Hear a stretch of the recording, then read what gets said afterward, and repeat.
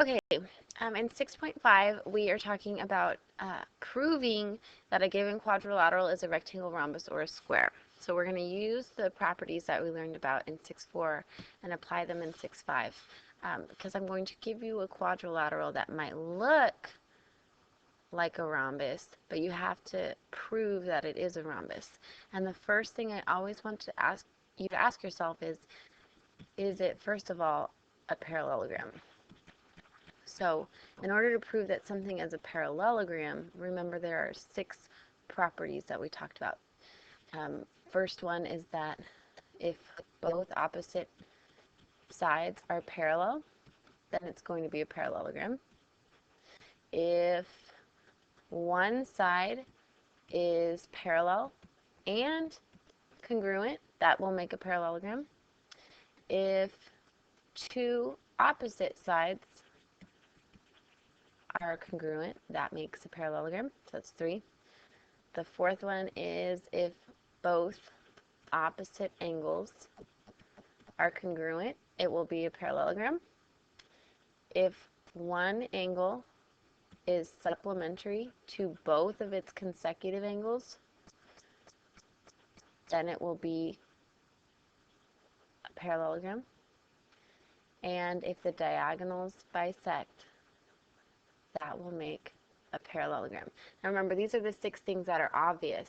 If those 6 things don't pop out, we always look for congruent triangles. If you can get congruent triangles, then we can prove it's a parallelogram by CPCTC. So this is the first thing you have to ask yourself, are any of these things apparent? If it is, then you're going to try to prove that it's a rectangle. To prove that something is a rectangle, we learned in 6.4 that the definition of a rectangle is that it's a parallelogram with 4 right angles. So if you can prove that it is a parallelogram with 1 right angle, that will be a rectangle. And the reason why that is, let's say we have a picture that looks like this. All right, the first thing you have to ask yourself is this a parallelogram? In this case, it follows the definition of a parallelogram. It is. Now let's say I tell you that it's a parallelogram, but we don't know it's a rectangle. If I put that this one angle is a right angle, we know since it's a parallelogram already that both opposite angles have to be congruent. So if this one is a right angle, this one has to be a right angle. We also know that the consecutive angles are supplementary, so that means they have to add up to be 180. So if this one's 90, this one has to be 90, and then again it's congruent to its opposite angle, and now we have a rectangle. So again, if you just know that it's a parallelogram and we have 1 right angle, it will always be a rectangle. So that's one way to prove something's a rectangle. Another way to prove that something is a rectangle is to look at the diagonals. If we know that the diagonals are congruent, and it's parallelogram, sorry, I should have written that, parallelogram with diagonals congruent, then it will be a rectangle. All right? Those are the only 2 ways to prove something is a rectangle. To prove something is a rhombus, again, you first have to prove that it is a parallelogram. So one of these things has to be true. If you know that it is a parallelogram and that one set of consecutive sides are congruent, it will be a rhombus. So let's say I give you a picture that looks like this. The first thing you have to ask yourself is it a parallelogram? In this case, 2 opposite angles are congruent. Why, yes, that is a parallelogram. Now let's say that I tell you this side is congruent to this side. This is a set of consecutive sides. Consecutive means right next to each other. If it's a parallelogram already, which we've already proven it is, that means that the opposite sides have to be congruent to each other. So if this has a tick mark, that means this side has to be a tick mark. If this one has a tick mark, that means its opposite side has to be have a tick mark. And now we have a rhombus. Remember, the definition of a rhombus is that all the sides are the same. So that's why you only need to know about one set of consecutive sides. So if I just know about these 2 sides, I can guarantee that it's a rhombus. So that's one thing, one way to prove that a parallelogram is a rhombus. Another thing is to look at the diagonals. If the diagonals, if it's a parallelogram, and the diagonals are perpendicular, it will be a rhombus. So let's see why that is. Let's say I give you a picture that looks like this. I'm going to say that this side's 3, and this side's 3, and this side's 4, and this side is 4. So first question you have to ask yourself, is this a parallelogram? Well, opposite sides are congruent, so yes, this is a parallelogram. So now, if I say, oh, I don't know why I just did that.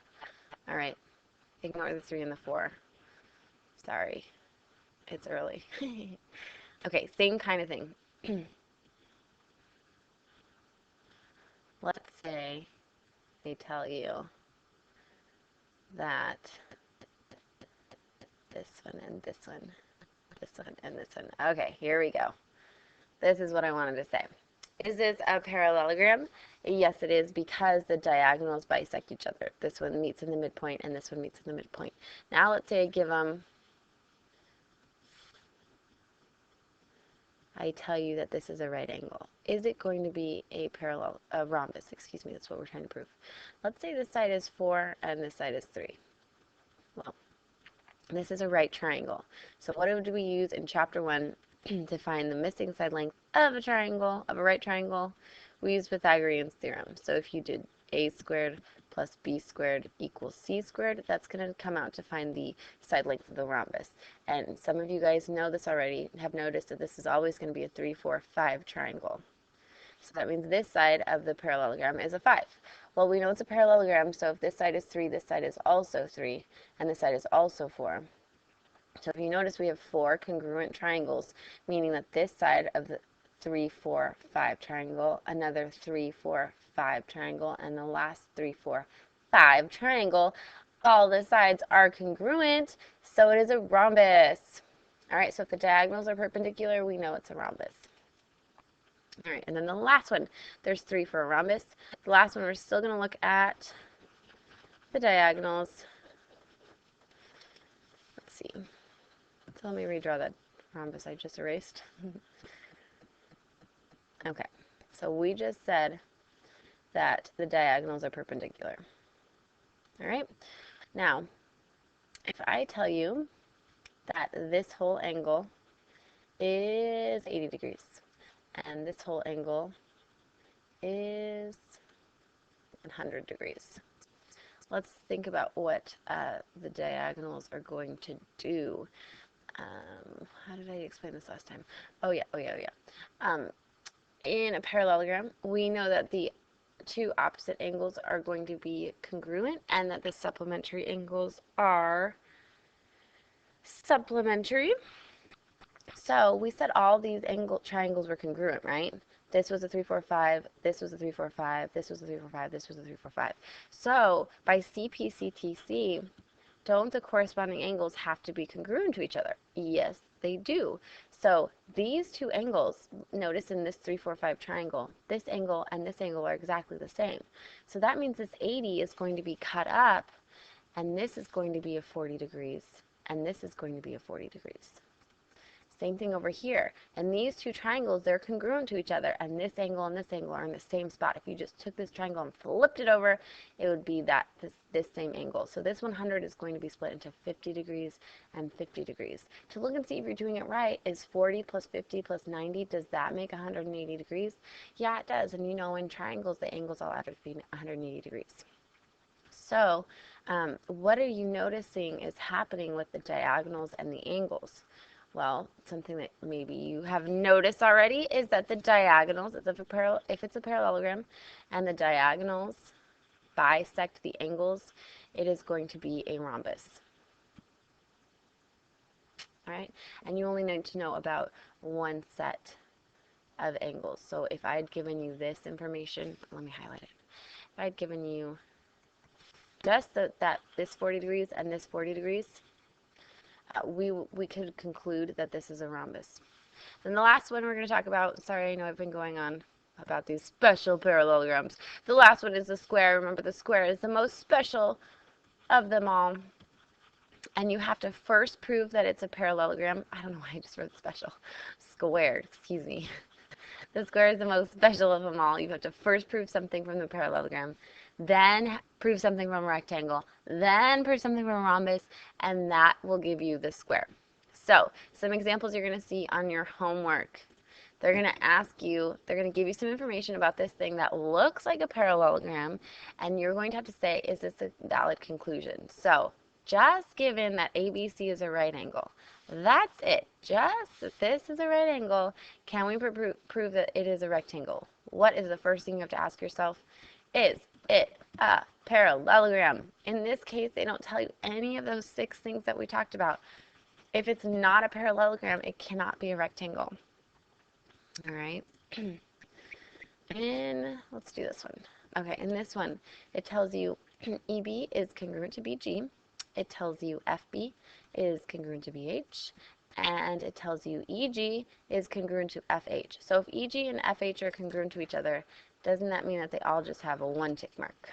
So all these diagonals are congruent to each other.